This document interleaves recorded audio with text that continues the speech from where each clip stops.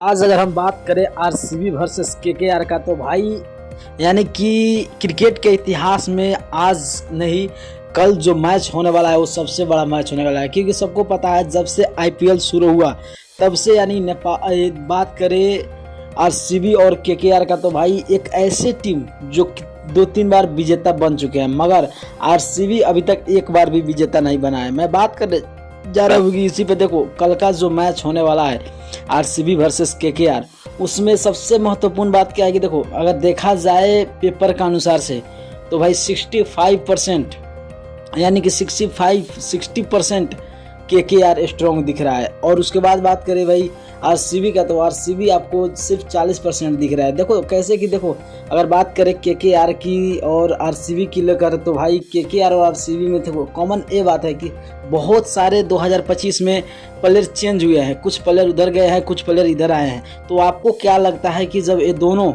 Cricketer एक आपस में खेलेंगे और करेंगे तो कौन सा टीम कल का मैच जीतेगा? क्या यही दो टीम फाइनल में पहुंचेगा? आप कमेंट कर देना। अगर नए हो तो चैनल को सब्सक्राइब करके लाइक कर देना और वीडियो को ज़्यादा से ज़्यादा शेयर करना।